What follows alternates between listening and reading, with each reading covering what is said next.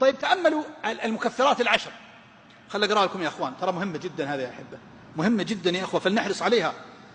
المكفرات العشر هذه خل أقرأها عليكم. قلت لكم المكفر الأول، تخيل يا أخي الحبيب، تخيل معي أرجوك بالله، أرعني سمعك، أرعني سمعك، يغفر ما تقدم من ذنبك. لا تتعجب، ترى الله لا يبالي. يقول الله في سورة النساء: ما يفعل الله بعذابكم إن شكرتم وآمنتم كان الله شاكرا عليما. يقول اغفر لك، بس اغفر، بس اشتغل وأنا اغفر لك، قدم عمل وأنا اغفر لك. ولذلك قال الشيطان: وعزتك وجلالك لأغوينهم ما دامت أرواحهم في أجسادهم. أعوذ بالله منه. قال الله: وعزتي وجلالي لأغفرن لهم ما استغفروني. يا الله. يقول الشيطان: أهلكت بني آدم بالذنوب والمعاصي وأهلكوني بلا إله إلا الله وأستغفر الله.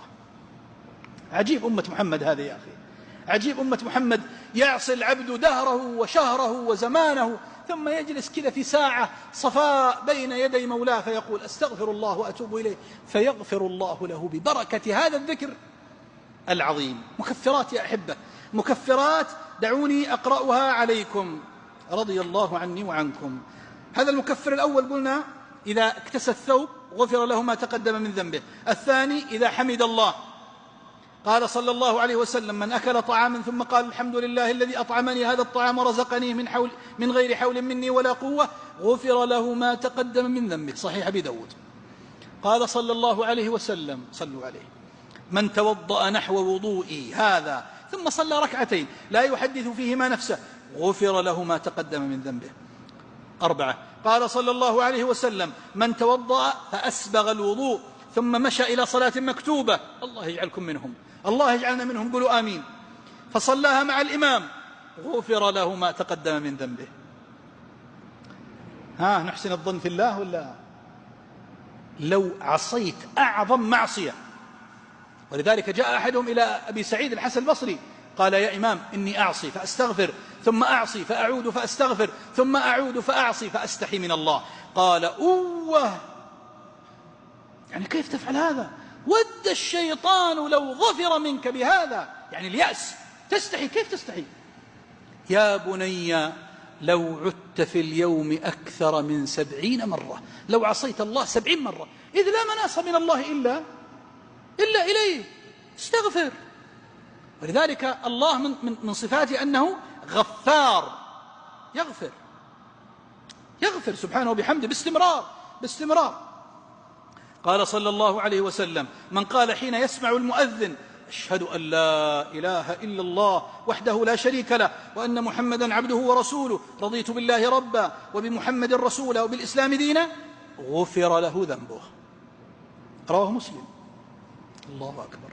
قال صلى الله عليه وسلم، هذه 6: من سبح الله في دبر كل صلاة 33 وحمد الله 33 وكبر الله 33 فتلك 99، وقال تمام 100: لا إله إلا الله وحده لا شريك له، له الملك وله الحمد وهو على كل شيء قدير، غفرت خطاياه وإن كانت مثل زبد البحر. 7. قال صلى الله عليه وسلم: من قال حين يأوي إلى فراشه، كم نأوي إلى فرشنا؟ من قال فقط: لا إله إلا الله وحده لا شريك له، له الملك وله الحمد وهو على كل شيء قدير. ترى زيادة يحيي ويميت لم تثبت في كل الأحاديث. له الملك وله الحمد وهو على كل شيء قدير، ولا حول ولا قوة إلا بالله، سبحان الله والحمد لله ولا إله إلا الله والله أكبر. بس هذا الذكر بس، غفرت له ذنوبه وإن كانت مثل زبد البحر. احنا نرقد على الجوال، نرقد على التطبيقات وعلى وش أكل زيد وش أكل عبيد وش نقز من فوق السور، واللي يصور نفسه ينقز من السماء. وش علي من الناس؟ أنا أقعد أتابع الناس. اذكر الله يا رجل عند نومك، اذكر الله لعل نفسك لا ترجع إليك. الله يتوفى الأنفس حين موتها، يعني حين نومها.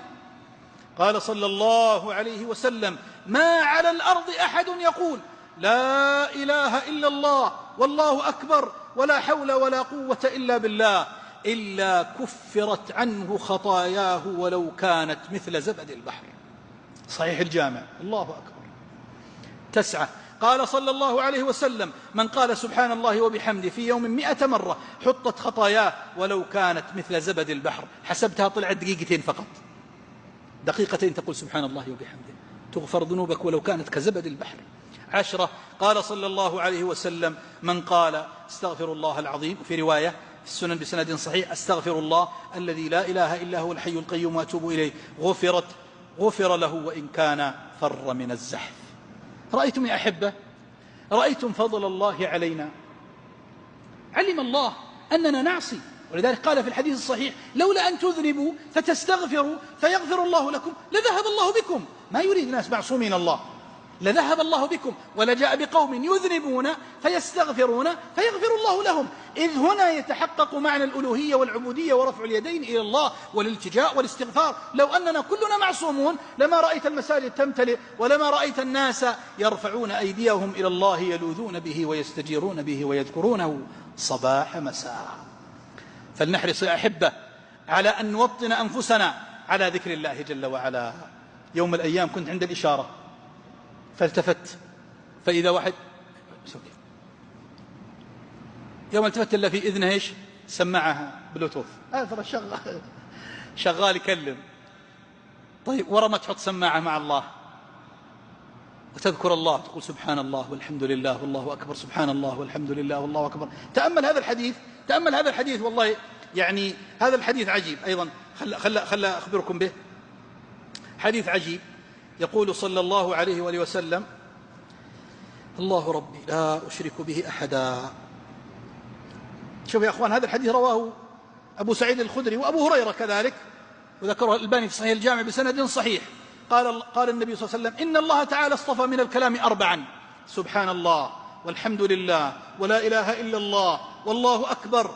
فمن قال سبحان الله كتبت له 20 حسنة وحطت عنه 20 سيئة، ومن قال الله أكبر مثل ذلك، ومن قال لا إله إلا الله مثل ذلك، ومن قال الحمد لله رب العالمين من قبل نفسه، يعني ليست أذكار معلومة في وقت محدد، من قبل نفسه ذكرها كذا بينه وبين الله، كتبت له 30 حسنة وحط عنه 30 خطيئة. تنظيف للسيئات ورفعة في الدرجات.